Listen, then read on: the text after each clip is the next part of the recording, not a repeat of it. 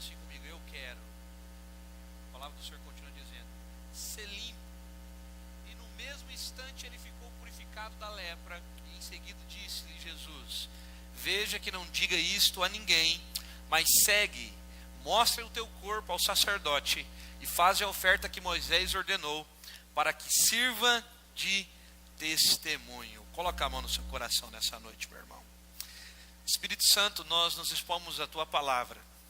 Nós sabemos que o Senhor é vida em nós.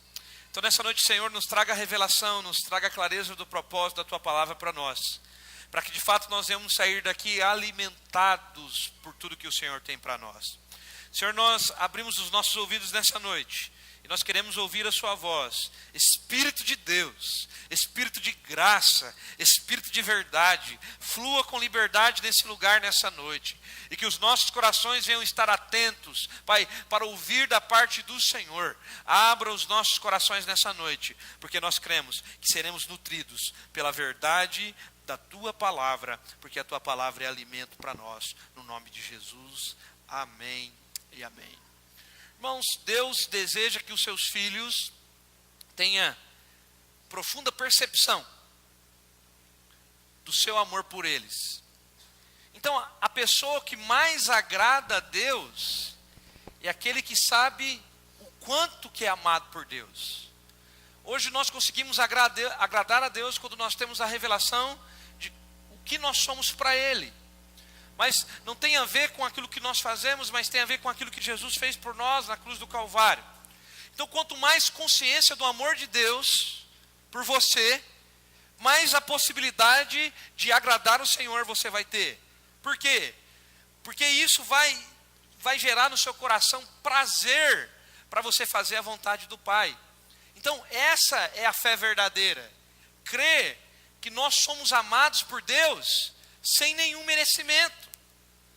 É verdade que Deus, Ele ama todos os filhos igualmente, mas Deus, Ele tem mais prazer naqueles que têm mais revelação do que são, do quanto são amados.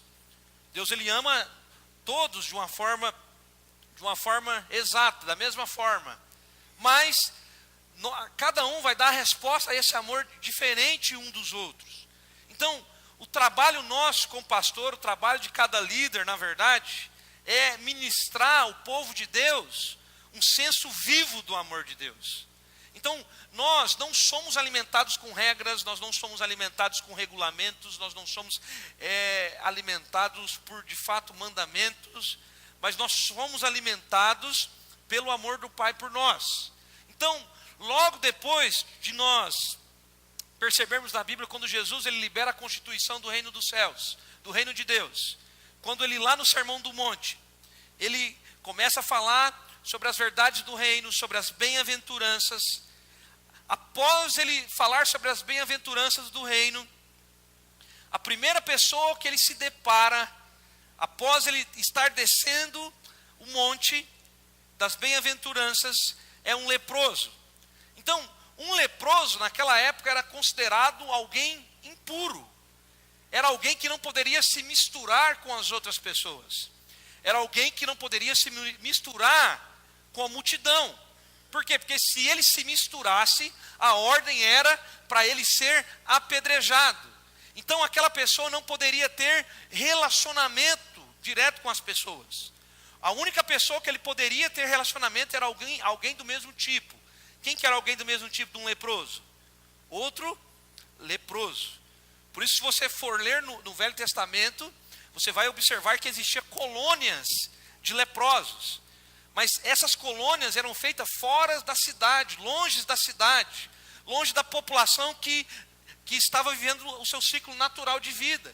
Então, independente da força aquisitiva daquela pessoa, independente dos recursos financeiros, independente da capacidade intelectual que ela tinha naquela época, se ela de fato fosse diagnosticada com lepra, automaticamente ela teria que sair do meio da população e ir para esses lugares e ficar isolado. Então, o que nós vemos nesse texto? Quando Jesus está descendo do Monte das Bem-aventuranças, o leproso vai ao encontro de Jesus. E é importante a gente perceber aqui em Mateus no capítulo 8, no verso 1 ao 4, que ele não tinha dúvida que Jesus poderia purificá-lo. Mas ele não tinha convicção se Jesus queria curá-lo. Sabe, essa é a mesma condição da maioria das pessoas de hoje. Elas não duvidam do poder de Deus, mas muitas vezes elas não acreditam que Deus quer operar na vida delas. Por quê? Porque muitas pessoas acreditam que precisam merecer a bênção antes de receber. Então essa era a atitude do leproso. Ele sabia que Jesus poderia operar o poder e de fato purificá-lo, mas ele tinha dúvida no coração dele se essa era a vontade de Jesus. Sabe, como sabe que não merece? Quem merece, na verdade, não vai receber. Fala para o seu irmão, milagre não é para quem merece. Por que não é para quem merece? Porque milagre não tem nada a ver com quem está recebendo, tem a ver com quem está fazendo. E quem que está fazendo? Deus. Naquele momento o leproso se deparou com Jesus. Olha, eu sei que o Senhor tem poder. E é engraçado que a resposta que o Senhor estabelece ao leproso é a sua vontade. O que o leproso pergunta para Jesus? O Senhor quer me curar? O que Jesus falou? Quero. Fala para o seu irmão, quero. Sabe, se Jesus naquele tempo ele quis curar o leproso, eu quero dizer para você, Jesus é o mesmo ontem e eternamente. Hoje, se você está passando por alguma necessidade, qual que é a sua pergunta que você vai falar para Jesus? Jesus, o Senhor quer? Sabe, o Senhor quer fazer na sua vida em todo o tempo, meu irmão. A palavra de Deus diz, naquele momento, o leproso não poderia estar em contato com aquelas pessoas. Mas eu quero dizer para você, hoje o Senhor quer curar você e também quer purificar você. Sabe, lá no Velho Testamento, a palavra de Deus diz que a lepra era algo que passava. Então, se um leproso, porque o leproso ele tinha que ficar fora, nesses lugares isolados. Porque se ele tocasse alguém que estasse normal, estava com a saúde estabilizada, normal, aquela lepra passaria. Então, por isso que ele tinha que ser isolado. Sabe, e é engraçado que quando o Senhor toca o leproso, não é a impureza do leproso que passa para Jesus, mas é a pureza de Jesus que passa para o leproso.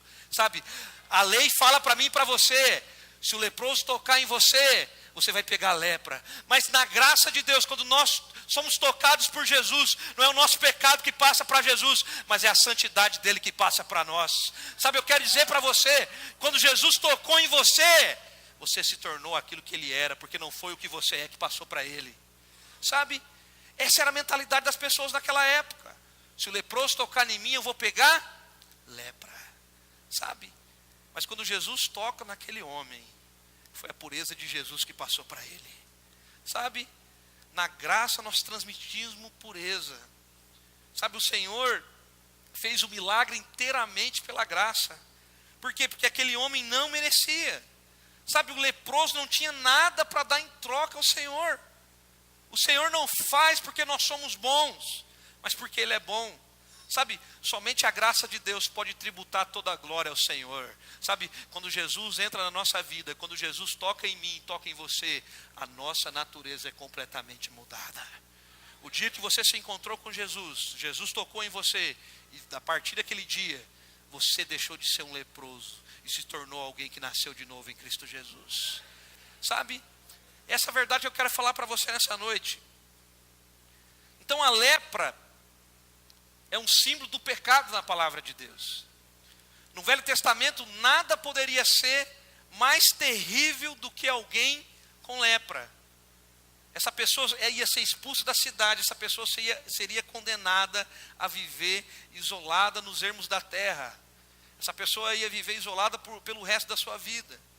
E ela não poderia voltar para sua casa. Se fosse uma mãe que tivesse pegado lepra, se ela tivesse um filho recém-nascido, ela não poderia mais voltar para casa para amamentar o seu filho. Ela não poderia mais voltar para casa para ver o seu filho crescer. Ela não poderia mais voltar para casa para abraçar o seu marido, para abraçar os seus filhos. Sabe? Nunca mais poderia fazer parte de um culto na congregação. Nunca mais poderia fazer relacionamento com aquelas pessoas. Então eu quero dizer para você, em Levítico no capítulo 14, nós temos a descrição de como um leproso curado poderia ser purificado. Então esse é um quadro alegórico de como nós somos purificados pelo Senhor. Eu não sei se você entendeu agora, mas eu e você, a palavra do Senhor diz que todos pecaram e destituídos e foram da glória de Deus. A lepra aponta para o quê, irmãos? Para o pecado. Então, você antes de conhecer Jesus era alguém leproso. Por quê? Porque você vivia no mundo. Hoje a colônia dos leprosos é aonde? O mundo. Por quê? Porque o pecado aponta para a lepra. Então, a lepra vai apontar para o pecado nos dias de hoje. Então, é o pecado que nos separa de Deus, é o pecado que nos separa de fazermos a vontade de Deus. Então, antes de nós sermos purificados pelo Senhor, nós estávamos separados. Levítico no capítulo 14, a partir do verso 1, a palavra do Senhor nos diz assim: disse o Senhor a Moisés: esta será a lei do leproso no dia da sua purificação. Será levado ao sacerdote, este sairá fora do arraial e o examinará. Se a praga da lepra do leproso está curado, então o sacerdote ordenará que se tomem para aquele que se houver de purificar 2 aves vivas e limpas, e o pau de cedro, e o estofo de carmesim e isopo. Mandará também o sacerdote que se imole uma ave num vaso de barro sobre as águas correntes. Tomará a ave viva e o pau de cedro e o estofo de carmesim e o isopo e molhará no sangue da ave que foi imolada sobre as águas correntes. E sobre aquela que há de purificar-se da lepra, aspergirá 7 vezes. Então o declarará limpo e soltará a ave viva para o campo aberto. Então a primeira coisa, no processo de purificação de um leproso, quando ele era dado por curado, quando ele era dado por purificado, o leproso era trazido. Então a primeira coisa que o texto diz é que o leproso era trazido. Então isso indica a presença de uma terceira pessoa, que ele não ia sozinho. Havia alguém que levava ele até o sacerdote. Então o leproso representa eu. Fala para o seu irmão assim: o leproso representa você. Sabe, eu sei que é desagradável pensar assim, mas nós estávamos perdidos no pecado. Nós estávamos distantes da glória de Deus. Nós éramos estranhos à aliança da promessa de Deus. Não tendo esperança, sabe, sem Deus nos nossos corações, sem a palavra de Deus na nossa vida. Então nós éramos esses que estávamos perdidos. Nós nunca poderíamos achar o caminho. Mas nós fomos trazidos ao sacerdote que é Cristo. Sabe, quem que é a pessoa que levou você a Cristo, irmão? Quem que é a pessoa que levou você a Cristo? Quem que você acha que é? O Espírito Santo. Então essa é a terceira pessoa. Então a pessoa que traz o leproso não tem nome. Por quê? Porque aponta para o Espírito Santo. Então o Espírito Santo ele nunca chama atenção para si mesmo, mas ele sempre chama a atenção unicamente para Cristo. Então o leproso ele tinha que ser levado. Outra característica, além de ser levado, ele tinha que ser levado para fora do arraial. Diga comigo assim: para fora do arraial. Então o sacerdote deveria sair fora do arraial para examinar o leproso. Então o sacerdote não poderia examinar o leproso no templo, ele não poderia examinar o leproso na cidade, tinha que ser fora do arraial. Então o Senhor Jesus, a palavra de Deus diz que ele estava na glória com o Pai. Sim ou não, irmãos? Jesus era Deus? A palavra do Senhor diz lá em Filipenses no capítulo 2, que mesmo ele sendo Deus, ele não teve usurpação para ser igual a... Por quê? Porque ele teve que sair da sua glória e majestade, ele teve que sair do seu trono, sabe, ele teve que sair da cidade santa para ir para fora do arraial para buscar eu e você. Ele teve que vir para o mundo para tirar eu e você do mundo. Ele teve que ser lançado lá nas profundezas do inferno para salvar eu e você. Então ele deixou toda a sua glória. Então o sacerdote aponta para quem? Para Cristo. Então nós éramos esses que estávamos perdidos. Nós éramos esses que estavam para fora do arraial, para fora da cidade. E foi o Senhor Jesus que saiu de dentro da cidade e foi nos encontrar lá fora. Então eu quero dizer para você, não foi você que encontrou Jesus, foi Jesus que encontrou você, meu irmão. Você era aquele que estava perdido e foi encontrado por Ele. É Ele que saiu ao seu encontro para examinar você e dizer para você, é eu que vou purificar você, é eu que vou salvar você e é eu que vou transformar você. Em Mateus no capítulo 8, o Senhor sai do acampamento dos judeus para fora onde estava o leproso. Então, o Senhor pagou a nossa dívida fora do arraial, por isso nós estamos confiados no Senhor. Você está no Senhor. Então, se o Senhor não saísse lá fora para encontrar o leproso, não haveria esperança para aquele homem, não haveria cura para ele. Por quê? Porque jamais ele poderia entrar dentro da cidade. Então, o Senhor estava lá no monte das bem-aventuranças, e ao descer do monte ele encontra aquele que estava sem esperança. Mas quando ele olha para Jesus, ele falou, eu sei que o Senhor pode me curar, mas o Senhor quer me curar? E Jesus disse, eu quero te curar. Sabe, fora do arraial, o sacerdote deveria examinar o leproso para ver se ele estava curado. Fala para o seu irmão assim, Jesus já examinou você, irmão. Fala assim, você está curado. Mas existe algo interessante. No Velho Testamento, o sacerdote ele não tinha o poder para curar o leproso.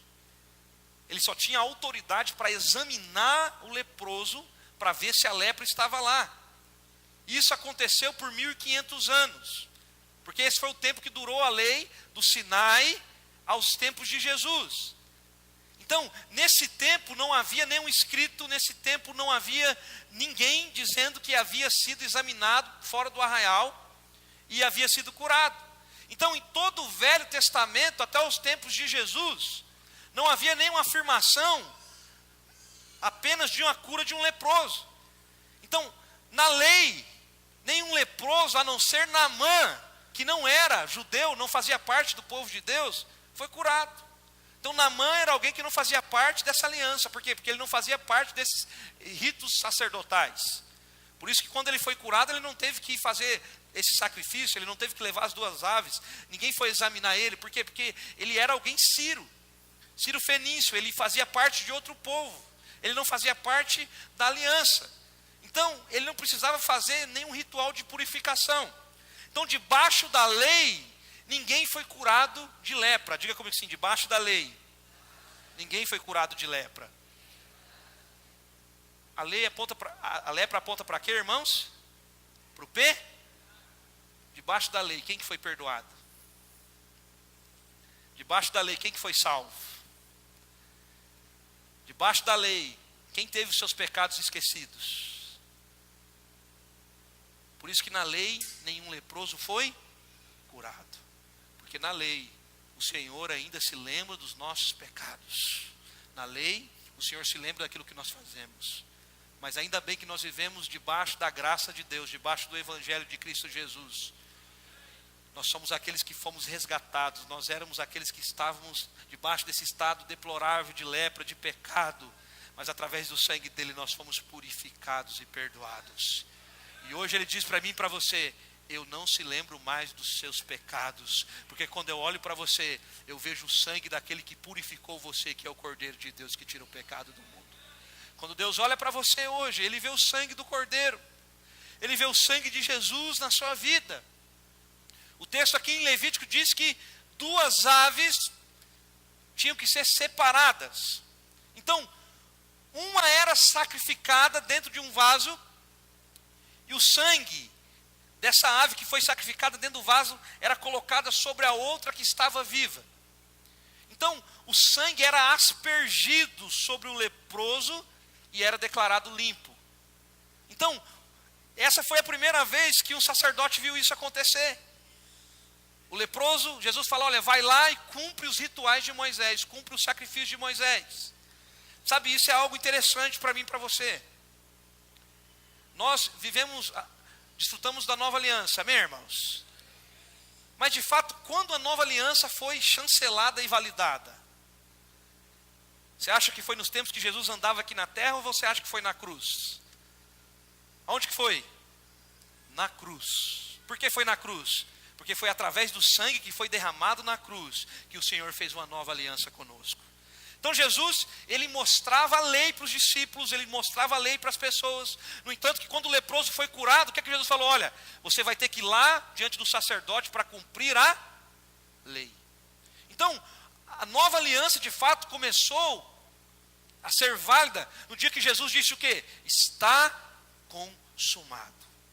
A partir da cruz, Jesus disse, por isso que ele toma a última ceia dizendo, esse é o cálice da nova aliança do meu. Então Jesus estava apontando para o cálice, olha, quando o sangue for derramado, a nova aliança vai ser chancelada. A nova aliança vai ser validada. Mas por enquanto ainda, eu vou estar ensinando a graça para vocês, vou estar ensinando o meu amor por vocês. Mas ainda, o dia que a nova aliança vai ser chancelada, vai ser o dia que o sangue for derramado. Então, essas duas aves apontam para o Senhor Jesus. Por quê? Porque as aves são símbolo do céu. Então, o nosso Senhor Jesus veio da onde? Do céu. Então, a ave que é sacrificada no vaso de barro, aponta para o Senhor Jesus que foi morto na cruz. Mas a outra ave que é molhada no sangue, aponta para a ressurreição do nosso Senhor Jesus. Um aponta para a morte, outro aponta para a vida. Em Levítico diz que a ave que foi molhada com sangue, essa ave que aponta para o Senhor também, o Senhor que foi ressuscitado ao terceiro dia, ela, depois que é molhada com sangue, o sacerdote liberava ela para voar. Por quê? Porque essa é a maneira que o nosso pecado foi purificado. Então, na lei, o leproso tinha que ser curado, então purificado. Sabe? Mas o Senhor Jesus purificou primeiro o leproso e depois o Senhor curou o leproso. Então, na verdade, o Senhor Jesus fez as duas coisas ao mesmo tempo. O sacerdote no Velho Testamento não tinha poder para curar. Mas o Senhor Jesus, ele é rei e sacerdote. Então, como rei, ele ordena a cura e como sacerdote ele declara que o leproso está limpo. Eu quero dizer para você, o Senhor Jesus é o nosso sumo sacerdote e ele declara para mim e para você nessa noite, você está limpo, você está puro, você foi purificado pelo meu sangue, você foi lavado e remido pelo meu sangue. Eu quero dizer para você, você foi purificado pelo sangue de Jesus, meu irmão. Sabe? E não foi o homem que disse isso, é o próprio Senhor que está dizendo isso para você nessa noite. Sabe? O rei Jesus ordenou os seus decretos reais, não apenas para comandar que as pessoas o servissem, mas como rei ele usou os seus decretos para salvar, para curar, para libertar e purificar. Esse é o nosso Deus. A palavra do Senhor diz em Levítico no capítulo 14, e no verso 14, olha o que a palavra do Senhor diz: o sacerdote tomará do sangue da oferta pela culpa e o porá sobre a ponta da orelha direita daquele que tem de purificar-se, e sobre o polegar da sua mão direita, e sobre o polegar do seu pé direito. Então, isso aponta para a unção da purificação. Então, o que você ouve vai afetar o que você faz. Fala para o seu irmão assim, o que você ouve afeta o que você faz. Fala assim, o que você faz vai afetar, vai determinar a direção do seu caminhar. Sabe, irmãos, por isso que o sangue era aplicado aonde? Na olheira direita, com o polegar direito, sabe? E a palavra do Senhor diz que além de ser aplicado também, era aplicado na orelha e também no polegar direito do pé. Levítico no capítulo 14, 17, olha o que a palavra do Senhor diz: do restante do azeite que está na mão, o sacerdote porá sobre a ponta da orelha direita daquele que tem de purificar, e sobre o polegar da sua mão direita, e sobre o polegar do seu pé direito, e em cima do sangue da oferta pela culpa. O restante do azeite que está na mão do sacerdote, pô-lo-á sobre a cabeça daquele que tem de purificar-se. Assim, o sacerdote fará expiação por ele perante o Senhor. Então o óleo aponta para quê? O óleo aponta para a unção do Espírito Santo. Então, o óleo era colocado em cima do sangue, da orelha direita e do polegar direito. Por quê? Porque onde o sangue toca, o Espírito confirma. Fala comigo assim, onde o sangue toca, o Espírito confirma. Sabe, sempre que o sangue de Jesus é proclamado, irmão, o Espírito Santo ele vem para confirmar aquilo que nós falamos. Sabe, o Espírito Santo não opera simplesmente, sabe, porque você prega, porque nós falamos sobre o Espírito Santo. Mas quando de fato nós falamos sobre o sangue de Jesus, quando nós falamos do Evangelho, o Espírito Santo ele vem confirmar com sua unção no nosso meio. Por quê? Ele vem confirmar o sangue. Então, a igreja que prega o Evangelho da graça de Deus, a igreja que prega de fato a nova aliança, fala sobre a obra consumada do Calvário, tem sempre a manifestação do poder do Espírito. Por quê? Porque sempre o Espírito se manifesta para testificar a mensagem. Por isso que nesses dias nós temos desfrutado de muitas unções sobrenaturais do Espírito Santo no nosso meio. Por quê? Porque o Espírito se manifesta para testificar a mensagem. E o Espírito Santo nesses dias tem se manifestado no nosso meio para quê? Para testificar a mensagem, para testificar que nós estamos falando sobre o Evangelho, para testificar que nós estamos falando sobre o sangue do Cordeiro de Deus, sobre aquele que tirou o pecado do mundo, que não tem a ver com aquilo que nós fazemos, mas tem a ver com aquilo que o Cordeiro de Deus fez há 2000 anos atrás. O Espírito Santo se move no nosso meio, se manifesta no nosso meio, para testificar que nós estamos pregando o Evangelho da graça de Deus, que nós estamos falando não sobre nós, mas nós estamos falando sobre aquele que era, aquele que é e aquele que há de vir. Nós estamos falando sobre aquele que tirou o seu pecado, aquele que perdoou o seu pecado, aquele que transformou a sua vida. Nós estamos falando do Cordeiro de Deus que derramou o seu sangue na cruz, lá no Calvário, para falar para mim e para você: eu aceito você pelo sangue do Cordeiro, eu aceito você por aquilo que Jesus fez, não é por aquilo que nós fizemos, mas é por aquilo que o Cordeiro de Deus fez na cruz. Sabe, sempre quando nós falamos sobre a obra consumada de Jesus, o Espírito Santo vem testificar a mensagem. Sabe, irmãos, o Espírito Santo é aquele que vem testificar a mensagem. Por isso que existem muitos moveres do Espírito que passa. Por quê? Porque nós não queremos apenas um mover, nós queremos que o Espírito se mova no nosso meio para testificar a mensagem do Evangelho de Cristo Jesus. Porque quando o Espírito testifica a mensagem, não vai ser apenas um modismo, não vai ser algo que vem e passa, mas vai ser algo que vai permanecer no nosso meio, irmãos. Sabe, é isso que nós cremos. Não é apenas para quando nós estivermos fracos, não é apenas quando nós estivermos abatidos, para nós nos enchermos, mas o Espírito vem testificar a mensagem no seu coração. Sabe, nesses dias fala isso para o Espírito Santo testifica a mensagem. Testifica a mensagem do meu coração, testifica a mensagem da minha vida. Então, o óleo representa essa unção. Então, sempre que o sangue de Jesus é proclamado, o Espírito vem para confirmar. Sabe? Então nós cremos nessa verdade. E a palavra de Deus diz que o restante do óleo, que não era aplicada sobre a orelha, era aplicada sobre a cabeça do leproso, que tinha sido purificado. Nos dias do Velho Testamento, somente os reis, os profetas, os sacerdotes recebiam a unção de Deus. Somente esses eram ungidos. Então, o que significa essa prática? Que tais pessoas recebiam habilidades especiais no Velho Testamento. Então, o que os outros faziam com muito esforço e dificuldade, essas pessoas apenas tocavam e a obra era feita. Mas eu tenho uma notícia para você, irmãos. Hoje nós não estamos mais nesse tempo. Hoje, eu quero dizer para você, a unção do Espírito é para você também. Pastor, mas não era só para os reis?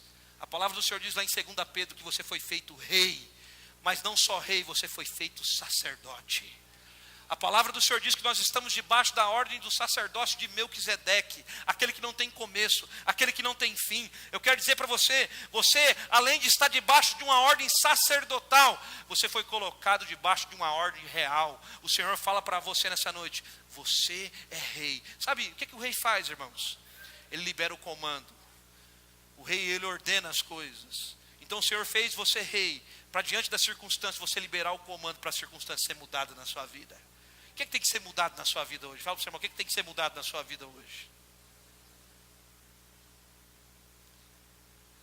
Irmãos, nós não merecíamos, nós éramos os últimos. Nós éramos aqueles que estávamos perdidos e fomos encontrados. Essa unção do Espírito é para nós hoje. O Espírito Santo habita dentro de você. Além de você for ungido com esse óleo, o próprio óleo que é o Espírito Santo veio habitar dentro de você e quer transbordar você e mudar a sua vida completamente. Eu quero dizer para você nessa noite, você foi purificado. Sabe, a lepra era algo muito feio no Velho Testamento. Isso aponta para o seu estado. Pastor, mas eu tinha pouca lepra. Não importa, se você só tinha lepra na sua mão, você era considerado também o mesmo leproso. Pastor, mas eu tinha lepra só no dedo mindinho. Não importa, se o sacerdote examinasse você ia sair fora do arraial. Você ia para o lugar dos leprosos, dos pecadores. Então, a palavra do Senhor diz que aonde havia pecado, superabundou a graça de Deus. Sabe, se na sua vida existia pouca lepra, a graça abundou. Mas se na sua vida existia muita lepra, muito pecado, a graça de Deus superabundou na sua vida e lavou todos os seus pecados. É o que eu quero dizer para você nessa noite. Pastor, qual que é a diferença de um leproso que foi curado para alguém que já estava vivendo a sua vida normal? Irmão, não existe ex-leproso, existe alguém que foi curado. Sabe? É isso que eu quero dizer para você. Não existe ex-pecador, por quê? Porque você morreu, a sua natureza pecaminosa morreu lá na cruz há 2000 anos atrás. E quando você nasceu de novo, a sua natureza foi mudada. Fala para o seu irmão, a sua natureza foi mudada, irmão. Fala assim, irmão, se você ficasse perto de mim algum tempo atrás, fala para o seu irmão assim, pega no ombro dele assim, você ia estar cheio de lepra agora, irmão. Mas se você é alguém humilde, você vai falar, irmão, você está enganado, porque você relou em mim, você ia pegar mais lepra ainda, porque eu era mais leproso que você. Sabe, independente da quantidade de pecados que você cometeu na sua vida, independente do que você fez no seu passado, o mesmo Deus que perdoa uma criança que cometeu um pequeno pecado, é o mesmo Deus que perdoa um homicida, é o mesmo Deus que perdoa um ladrão, é o mesmo Deus que purifica o leproso. Eu quero dizer para você, o sangue da remissão dos pecados é o mesmo. Não tem a ver com aquilo que você fez, tem a ver com aquilo que vai representar você. E a minha pergunta para você nessa noite, quem que representa você, irmão? Jesus representa você. Então eu quero dizer para você nessa noite, não existe pecados que Ele não possa perdoar na sua vida. Não existe uma vida que Ele não possa mudar. Não existe nada que Ele não possa fazer. Sabe, eu gosto de sempre falar uma ilustração.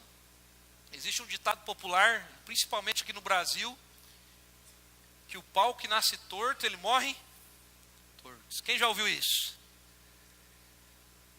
Pau que nasce torto, morre torto. Tem gente que tem esse tipo de vocabulário, sim ou não? Porque tem gente que faz tanta coisa de errado que parece que nunca vai mudar, né? Pensa numa pessoa terrível que você conhece agora. Por que ela não mudou ainda? Por que ela não mudou? O pau que nasce torto só fica torto se ele não conhecer o carpinteiro de Nazaré. Porque o dia que o carpinteiro de Nazaré entra na vida do pau mais torto, ele vai tornar um móvel mais bonito. Sabe? Você está falando comigo, irmão, eu era um pau torto. Mas um dia o carpinteiro de Nazaré entrou na minha vida e transformou a minha vida. Pau que nasce torto só fica torto até o dia que ele conhece Jesus, que é o carpinteiro de Nazaré. Porque o dia que Jesus entra na vida, sabe, dessa pessoa que muitas das vezes não está transformada, não está com a sua vida às vezes cheia de vulnerabilidades, a sua vida depravada, sabe, nessa depravação total. O dia que Jesus entra na vida, ele deixa de ser Saulo de Tarso e se torna Paulo, sabe? Jesus um dia entrou na sua vida, irmão, é porque você acha que você era bom, mas a palavra do Senhor diz que todos pecaram. Não existe o pecador bom e não existe o pecador ruim, não. Todos são pecadores. O destino daquele que comete pouco pecado e o destino daquele que comete muito pecado é o mesmo. Qual que é? Qual que é, irmão? O inferno. Porque o destino não muda pela quantidade que você faz, que você fazia. Mas o dia que Jesus entra na sua vida, o destino também seu não muda mais. Por quê? Porque não tem a ver com aquilo que você fez. Tem a ver com aquilo que Ele fez por você. A palavra do Senhor diz lá em Romanos, no capítulo 5, que só por um homem, por uma ofensa de um só homem, entrou o pecado no mundo. Mas muito mais hoje, vão receber o dom da justiça e vão ter a graça abundante de Deus, porque estão em Cristo Jesus. Se por causa de Adão você se tornou pecador, eu quero dizer para você, por causa de Jesus, hoje você se tornou santo e irrepreensível diante de Deus. Porque Jesus purificou todos os seus pecados. Você é lavado e remido com o sangue de Jesus. Sabe, irmãos, a graça de Deus não é atraída pela força do homem. A graça de Deus não é atraída pela sua perfeição. A graça de Deus sempre vai se manifestar na nossa fraqueza. Sabe, é naquela área que muitas vezes você pensa que é forte. Ali que muitas vezes você é fraco. Sabe, é pelo motivo óbvio que o favor imerecido de Deus não pode ser merecido. A graça é para quem não merece. A palavra de Deus diz que a graça de Deus vai se aperfeiçoar onde? Nas nossas fraquezas. O próprio apóstolo Paulo diz, olha, eu não me gloriarei em mim, a não ser nas minhas fraquezas. Qual que é a glória, irmão, que você vai ter nas suas fraquezas? Qual que é a glória que você tem quando você cai? Qual que é a glória que você tem nas suas fragilidades, nas suas vulnerabilidades? Qual que é a glória que você tem no ponto fraco da sua vida? Qual que é a glória? Pergunta para o seu irmão, qual que é a glória na sua fraqueza, irmão? Quem pode se vangloriar, eu sou fraco, olha como eu venci, eu sou fraco. Qual que é o time que comemora quando cai para a segunda divisão, irmão? Quem é o torcedor que fica alegre quando seu time perde? Fala para mim. Nem sei se meu time ganhou hoje, misericórdia. Ganhou? São Paulo ganhou hoje? Hã? Eu acho que não perdeu, porque...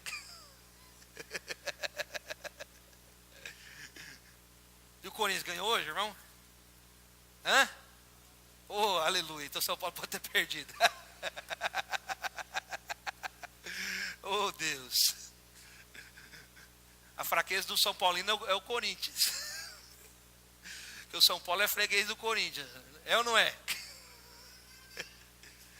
Então sempre quando eu vou ver o São Paulo jogar com o Corinthians, eu nem assisto mais. Por isso que o corintiano não consegue tirar mais sarro de mim. Porque eu sei, a fraqueza do meu time é o Corinthians, então eu não vou me gloriar nas minhas fraquezas. Então quero dizer para você, irmãos, a graça de Deus, ela sempre vai se manifestar nas suas fraquezas. Então o favor de Deus é para ser imerecido na sua vida. Eu quero dizer para você nessa noite, se você está enfrentando lutas em qualquer área da sua vida, se você tiver olhos para perceber que de fato é na área que você está mais frágil, na área que você está mais fraco, que o Senhor vai dizer para você. O próprio apóstolo Paulo diz, olha, quando eu estou fraco, eu estou forte. Porque o poder de Deus se aperfeiçoa nas minhas fraquezas. Pastor, eu não estou entendendo pelas dificuldades, pelas lutas que eu estou passando hoje. Mas eu quero dizer para você nessa noite, irmão, o poder de Deus se aperfeiçoa nas suas fraquezas. É no meio da fragilidade, é no meio das circunstâncias da sua vida que o poder de Deus está sendo aperfeiçoado na sua vida. A palavra do Senhor diz em 2 Timóteo, no capítulo 2, no verso 1. Tu, pois filho meu, fortifica-te na graça que está em Cristo Jesus. Sabe, irmãos, muitos querem ser fortes por eles mesmos. Mas nós temos que ser forte através da graça de Deus. Fala, irmão, se fortifica na graça de Deus, irmão. Sabe, essa é exatamente a ideia que Paulo está dizendo para mim e para você. Só a graça do Senhor me basta. O que ele está dizendo? É que a graça do Senhor nos fortalece de tal forma que nós não precisamos de outra coisa. Sabe, muitas vezes você está pensando, pastor, eu estou com dificuldade financeira, eu estou precisando de dinheiro. Você não precisa de dinheiro, irmão, você precisa da graça de Deus na sua vida. Pastor, estou com um problema no meu relacionamento, lá no meu casamento, eu preciso de um conselho. Você não precisa de conselho, irmão. Você precisa que a graça de Deus venha se manifestar no seu relacionamento. Pastor, os meus filhos estou com dificuldade com o meu filho, estou com dificuldade em ensinar. Eu quero dizer para você, a dificuldade não é com o seu filho, é você receber a graça de Deus para você ensinar os seus filhos. Sabe, eis que Paulo diz que só a graça do Senhor me basta. Só a graça dele é suficiente para a minha vida. Sabe, nós não temos que buscar ser reconhecidos, nós não temos que buscar as coisas dessa vida, mas nós temos que buscar a presença desse Deus Todo-Poderoso nas nossas vidas. Sabe, diante da dificuldade, diante dos problemas da sua vida, você vai dizer: ó Senhor, só tua graça me basta. Sabe, Paulo disse isso nos momentos mais frágeis da vida dele, no momento que ele estava em naufrágio, no momento que ele estava sendo perseguido, no momento que ele foi picado por uma víbora, no momento que ele foi levado para ser açoitado, aprisionado. Ele disse: Senhor, a minha única alegria é na sua presença, a sua graça é suficiente. Sabe, irmãos, muitas vezes nós não temos conseguido desfrutar da abundância da graça de Deus, porque nós achamos que nós precisamos de outra coisa, além do Evangelho, além da graça de Deus. Mas a única coisa que você precisa na sua vida é favor, irmão. Fala para o seu irmão: você precisa de favor, irmão. Você precisa de graça. A palavra do Senhor diz lá em 2 Coríntios, no capítulo 12, no verso 7 ao 10. E para que não me ensoberbeisse com grandeza das revelações, foi-me posto um espinho na carne, mensageiro de Satanás, para me esbofetear. Quem que é o espinho na carne aqui de Paulo, irmãos? O mensageiro de Satanás. Muitas pessoas falam que é uma doença. O próprio texto explica quem é o espinho na carne de Paulo. Ele está dizendo aqui, foi-me posto um espinho na carne, um mensageiro de Satanás, para me esbofetear, a fim de que não me exalte. Por causa disso, 3 vezes pedi para o Senhor que afastasse de mim. Afastasse quem? O mensageiro. Então ele me disse: a minha graça te basta, porque o meu poder se aperfeiçoa na fraqueza. De boa vontade, pois mais não me gloriarei nas fraquezas, para que sobre mim repouse o poder de Cristo. Pelo que eu sinto prazer nas fraquezas, nas injúrias, nas necessidades, nas perseguições, nas angústias. Paulo sentia prazer no que, irmãos? Nas fraquezas, nas injúrias, nas necessidades, nas perseguições, nas angústias, por amor de Cristo. Por quê? Quando sou fraco, então é que sou forte. Você tem prazer, irmão, nas suas dificuldades da sua vida? Alguns domingos atrás eu falei para vocês: não desperdice as tribulações da sua vida. Muitas vezes nós desperdiçamos as tribulações da nossa vida. Por quê? Porque no meio das atribulações, por mais que não foi o Senhor quem enviou, mas o Senhor sempre quer nos ensinar algo. O que Ele quer nos ensinar? Sempre depender dEle, sempre depender do favor dEle. Então, é quando na verdade você for fraco que o Senhor vai falar para você: você é forte. Então nós estamos sempre procurando os nossos pontos fortes. Mas hoje eu quero dizer para você: para de procurar os seus pontos fortes e comece a procurar os seus pontos fracos, irmãos. Porque é no lugar que você não consegue que o Senhor ele vai manifestar a graça na sua vida. Se coloque de pé onde você está. Cadê o Fernando? Se coloque de pé onde você está nessa noite.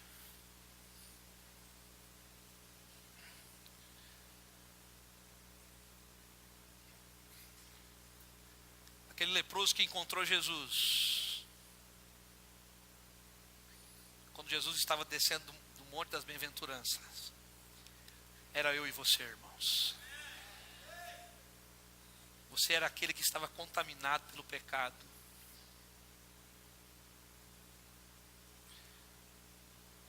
Sabe, nós temos que parar de procurar os nossos pontos fortes para tentar esconder as nossas fraquezas. Chegou o tempo de você se gloriar nas suas fraquezas. Pastor, mas eu sou fraco, eu não consigo. Sabe isso que eu tenho aprendido na minha vida, irmãos? Quando eu digo eu não consigo, o Senhor diz para mim: eu posso, filho. Quando eu digo para Ele, Senhor, eu não consigo fazer, Ele diz para mim, eu consigo fazer por você, filho. Quando eu digo para Ele, eu não consigo ver, Ele diz para mim, eu consigo ver por você, filho. Quando eu digo para Ele, Senhor, eu não consigo sentir, Ele diz, mas eu estou sentindo por você, filho. Porque é no momento das nossas fraquezas, no momento das nossas fragilidades, que o Senhor vai operar o milagre na nossa vida. Quando nós nos gloriamos nas nossas fraquezas, a graça de Deus nos fortalece e o poder de Cristo repousa em nós.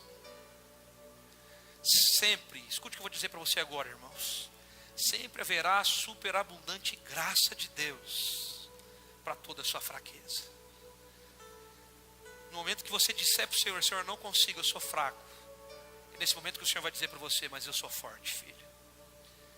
A palavra de Deus diz que o cair é do homem, mas o levantar é de Deus.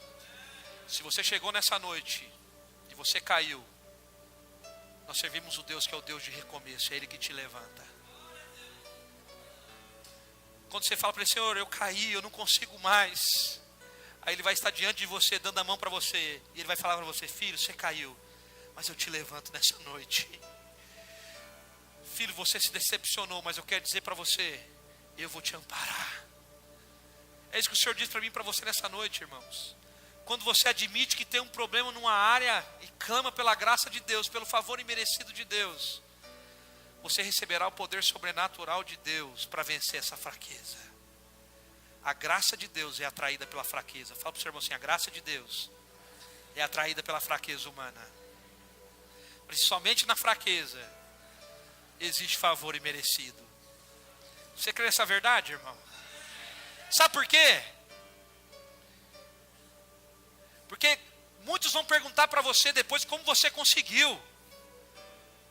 Muitos vão perguntar para você como que você conseguiu vencer, como a sua família foi restituída. E sabe o que você vai falar? Eu não sei explicar, porque foi o Senhor que fez por mim, foi o Senhor que fez através de mim. Quando nós estamos debaixo do favor imerecido de Deus, debaixo da graça de Deus, não vai haver explicação, irmãos. Você está enfermo, mas você vai chegar diante do médico, você não vai saber explicar. Você está desempregado, aí Deus abre uma porta para você, você não vai saber explicar. Por quê? Porque você só vai falar, foi a graça de Deus, foi o Senhor que fez na minha vida, eu não merecia, mas Ele fez, sabe, eu não sabia o que fazer, mas Ele fez por mim, eu não sabia onde que eu tinha que ir, mas Ele me conduziu, eu não sei explicar, só sei de uma coisa, foi Ele que fez por mim, e Ele vai fazer por você também. Pega na mão do seu irmão nessa noite.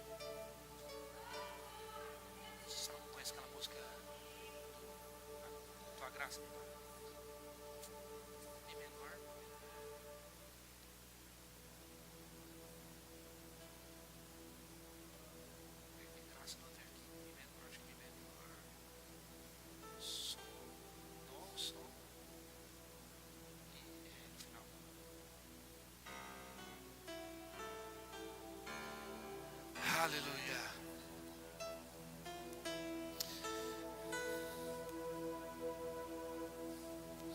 Oh Espírito Santo,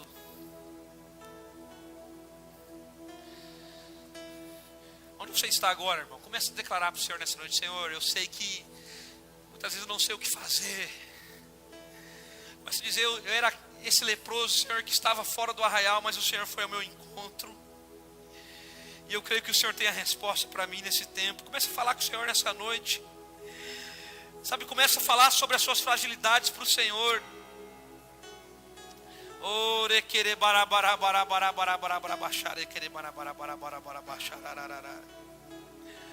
Espírito Santo de Deus, nós te adoramos, Espírito Santo.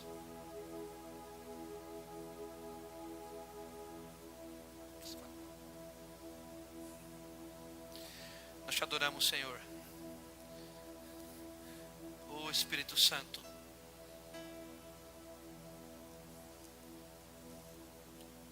abra sua boca nessa noite, irmão, e comece a dizer para o Senhor nessa noite. Oh Senhor Jesus, comece a dizer, Senhor, sua graça é suficiente na minha vida, Senhor. Sua graça é suficiente na minha vida, Senhor. Ore querer bará bará bará bará bará mi menor. Oh Espírito Santo, nós te adoramos, Senhor. Oh Senhor Jesus. Oh Senhor Jesus, é somente nas nossas fraquezas, Senhor. Nós não gloriamos, Senhor Jesus, nas nossas forças. Nós não gloriamos naquilo que nós fazemos, a não ser nas nossas fraquezas, porque a sua graça nos sustenta. A sua graça me basta, Senhor. Pai, eu sei que o seu poder